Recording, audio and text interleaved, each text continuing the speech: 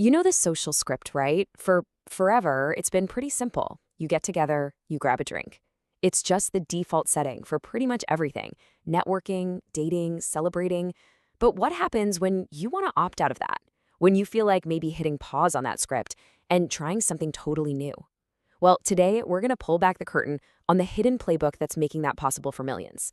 But here's the thing. For millions of people, that's not just some random question anymore. It's a full-on movement. And what most people don't realize is that this whole movement has a kind of hidden architecture, a playbook that's helping people completely rewrite the rules of their social lives. And today, we're going to break that playbook down piece by piece. Okay, so the first thing you gotta understand is that the old script isn't just being tossed out the window. It's being very intentionally rewritten. This whole thing isn't about what you're giving up. It's about what you're choosing instead. And that brings us to this term you've probably heard floating around: sober curious. It was popularized by author Ruby Warrington, and it's not about a medical diagnosis or some lifelong all-or-nothing commitment. So what's the simple, practical takeaway here? It's basically choosing to be more mindful about why, when, and if you drink. It completely reframes not drinking from being a restriction to being a lifestyle enhancement, a wellness choice you make to improve your health, your sleep, your mental clarity, you name it. For explorers, now, to really get this shift, let me give you an analogy that almost nobody connects to this. Think about world schooling. That's where families decide the whole world is their classroom instead of just one building. Well, the Sober Curious movement basically applies that exact same logic to our social lives. You're moving away from a fixed location, the bar, and a fixed activity, drinking, to a world where any experience can be the main event. It's all about being intentional, not just going with the default. And hey, if this is something you're thinking about, you are so not alone. In fact, you're actually ahead of the curve. New research shows that 52% of Gen Z are intentionally drinking less alcohol. This isn't some tiny little niche trend, it's a huge cultural shift. And knowing this, well, it puts you right in the loop on where our whole social culture is heading. All right, so you've decided to be more intentional. Great. But how do you actually make that stick? This is where we get into the first layer of that hidden architecture, the incredibly powerful psychological playbook that is living right there on your phone.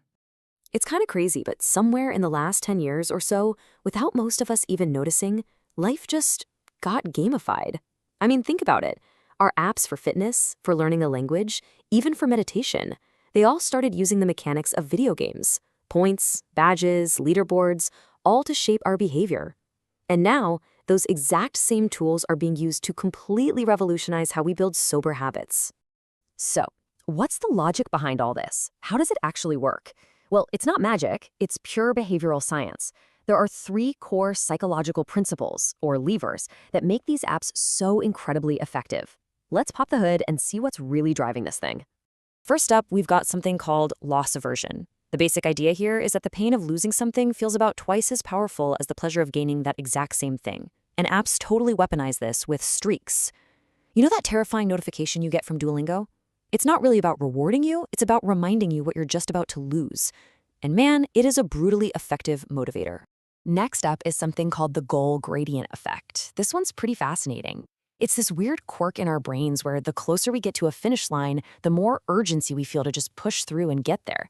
That's exactly why apps use all those half-filled circles and progress bars. They create this powerful illusion of momentum, and our brains just can't stand leaving that gap open. And the last big one? Social comparison. Look, we're human. We are just hardwired to see how we stack up against everyone else. Apps tap directly into this instinct by creating things like leaderboards and competitive leagues.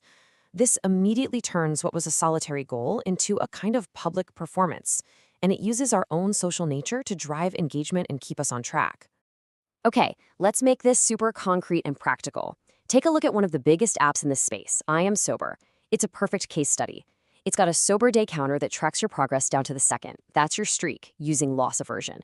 It celebrates your milestones. That's the goal gradient effect. It even shows you how much money and time you've saved, which makes the reward really tangible.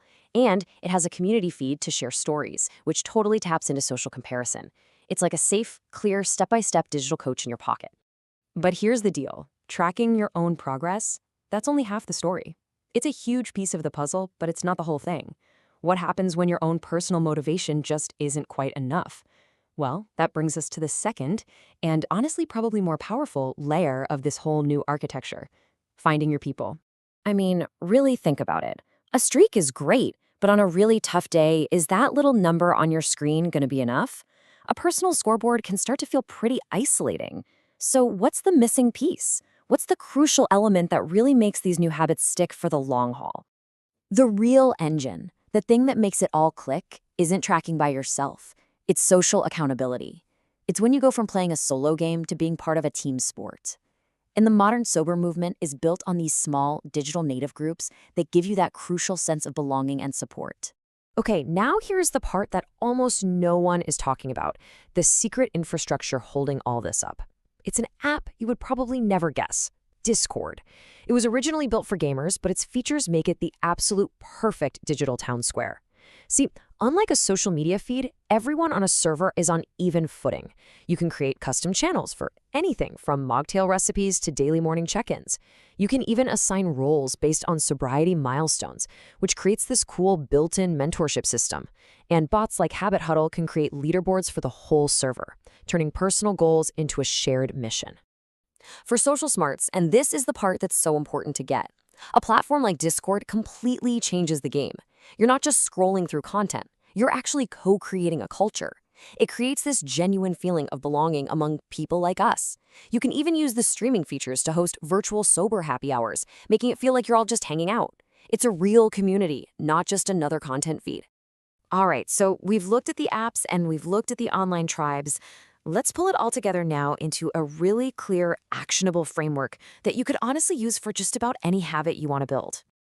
Okay, so here it is, the whole playbook, the complete architecture. It's a simple two-part formula. First, you've got the gamified app. Its job is to build your personal motivation using those powerful psychological levers we talked about, the streaks, the progress bars, the rewards.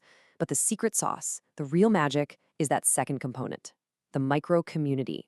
Its whole job is to provide the social accountability and the support that turns a personal goal into a shared journey. When you combine those two, you create a system for lasting change that is incredibly powerful. And that's it. That's the playbook, the gamified mind and the digital tribe, the personal scoreboard and the team huddle. You now see the whole system that's helping millions of people rewrite their social scripts. You're not just an observer anymore. You're officially in the loop. But this brings up one last really important question. I mean, these tools are incredibly powerful, right? But they do have a potential dark side. Gamification is great at making habits stick, but it can also turn self-improvement into this compulsive loop of self-surveillance. So at what point does the game you're playing start playing you? That's a topic for another day. So if this breakdown made sense to you, or if you know someone who's exploring new habits, maybe trying to build a community, or honestly just anyone who would find this whole hidden system fascinating, share this with them. Thanks for tuning in. If this touched your heart, please subscribe, like, and share it with your family. Save this for more meaningful content ahead.